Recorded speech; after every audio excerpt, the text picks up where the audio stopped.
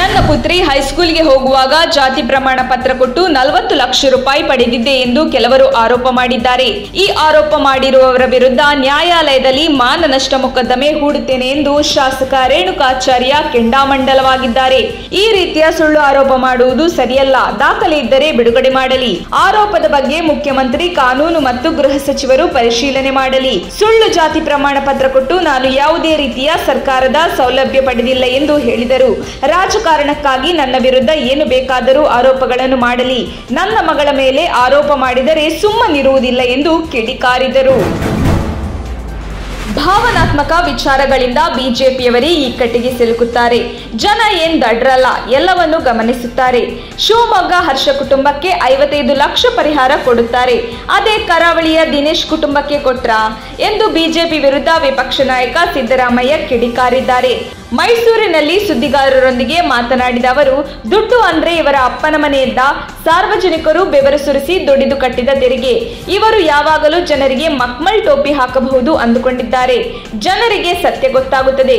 ಒಂದು ದಿನ ಇವರು ಪೀಪಲ್ಸ್ ಮೆಮೊರಿ ಶಾರ್ಟ್ ಅಂತ ತಿಳಿದುಕೊಂಡಿದ್ದಾರೆ ಎಂದು ಲೇವಡಿ ಮಾಡಿದರು.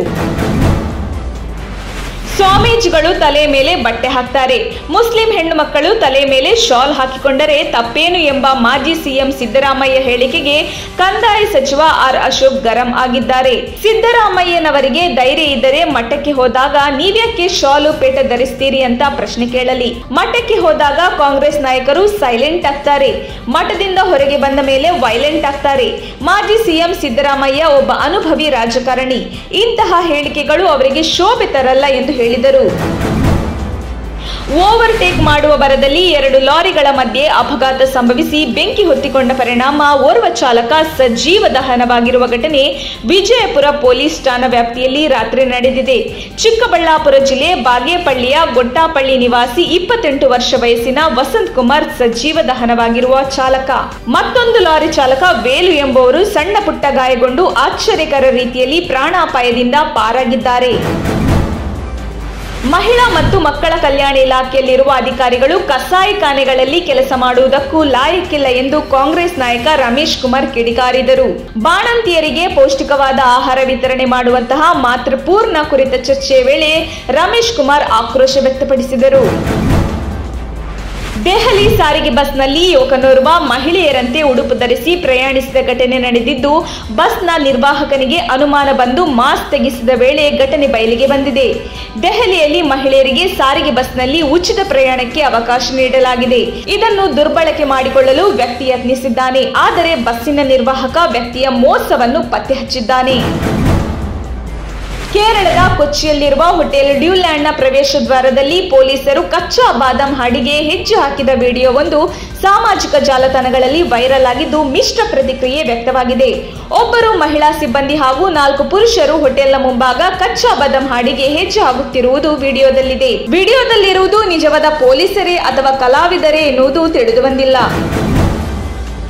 ಸೈಕಲ್ನಲ್ಲಿ ವೇಗವಾಗಿ ರಸ್ತೆ ದಾಟಿದ ಬಾಲಕನೋರ್ವನಿಗೆ ಬೈಕ್ ಡಿಕ್ಕಿಯಾಗಿ ಬಾಲಕ ರಸ್ತೆಗೆ ಸೇಲ್ಪಟ್ಟು ಇದೇ ವೇಳೆ ಬಸ್ಸೊಂದು ವೇಗವಾಗಿ ಬಂದು ಸೈಕಲ್ ಮೇಲೆ ಹರಿದ ಘಟನೆ ಮಾರ್ಚ್ 20ರ ಭಾನುವಾರ ಸಂಜೆ ಕೇರಳದ ಕಣ್ಣೂರಿನ ತಳಿಪರಂಬ ಬಳಿಯ ಚರುಕುಳ್ಳ ಎಂಬಲ್ಲಿ ಈ ಘಟನೆ ನಡೆದಿದೆ. ಈ ಘಟನೆಯ ಬೆಚ್ಚಿ ಬೀಳಿಸುವ ದೃಶ್ಯ ಸಿಸಿ ಕ್ಯಾಮೆರಾದಲ್ಲಿ ಸೆರೆಯಾಗಿದೆ. ಈ ವಿಡಿಯೋ ಕಂಡು ಸಾಮಾಜಿಕ ಜಾಲತಾಣಗಳಲ್ಲಿ ಜನರು ಆತಂಕ ವ್ಯಕ್ತಪಡಿಸಿದ್ದಾರೆ. ಮಕ್ಕಳ ಬಗ್ಗೆ ಪೋಷಕರು ಹೆಚ್ಚಿನ ಕಾಳಜಿ ವಹಿಸಬೇಕು ಎನ್ನುವ ಅಭಿಪ್ರಾಯ ಕೇಳಿಬಂದಿದೆ. ಹಿಜಾಬ್ ಪರ ಪ್ರತಿಭಟನೆಯ ವೇಳೆ ಪ್ರಚೋದನೆ ನೀಡಿದ ಆರೋಪದ ಮೇಲೆ ಇಬ್ಬರ ಮೇಲೆ ಶಿವಮೊಗ್ಗ ಪೊಲೀಸರು ಸ್ವಯಂ ಪ್ರೇರಿತ ದೂರು ದಾಖಲಿಸಿಕೊಂಡಿದ್ದಾರೆ. ಶಿವಮೊಗ್ಗದ 21 ವರ್ಷ ವಯಸ್ಸಿನ ರುಮಾನ್ ಹಾಗೂ 22 ವರ್ಷ ವಯಸ್ಸಿನ ಸೈಯದ್ ಹುಸೇನ್ ವಿರುದ್ಧ ಶಿವಮೊಗ್ಗದ ಜಯನಗರ ಪೊಲೀಸ್ ಠಾಣೆಯಲ್ಲಿ ಸ್ವಯಂ ಪ್ರೇರಿತ ದೂರು ದಾಖಲಾಗಿದೆ.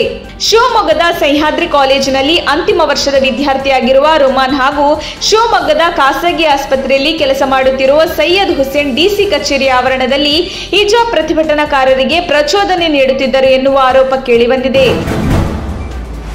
ಮುಂದಿನ ಚುನಾವಣೆಯೇ ಕೊನೆ, ಮತ್ತೆ ಚುನಾವಣಾ ರಾಜಕಾರಣ ಮಾಡಲ್ಲ, ಆದರೆ ಸಕ್ರಿಯ ರಾಜಕೀಯದಲ್ಲಿ ಇರುತ್ತೇನೆ. ಹೀಗಾಗಿ ಹಲವು ಕ್ಷೇತ್ರಗಳ ಜನ ಸ್ಪರ್ಧೆಗೆ ಆಹ್ವಾನಿಸಿದ್ದಾರೆ. ಎಲ್ಲಾ ಕ್ಷೇತ್ರಗಳು ಪ್ರಯಾರಿಟಿ, ಹೆಚ್ಚು ಕಮ್ಮಿ ಅಂತ ಇಲ್ಲ. ಚುನಾವಣೆಗೆ ಇನ್ನೂ 1 ವರ್ಷ ಬಾಕಿ ಇದೆ. ಮುಂದೆ ಸೂಕ್ತ ತೀರ್ಮಾನ ಕೈಗೊಳ್ಳುತ್ತೇನೆ ಎಂದು ಮಾಜಿ ಮುಖ್ಯಮಂತ್ರಿ ಸಿದ್ದರಾಮಯ್ಯ ಹೇಳಿದ್ದಾರೆ.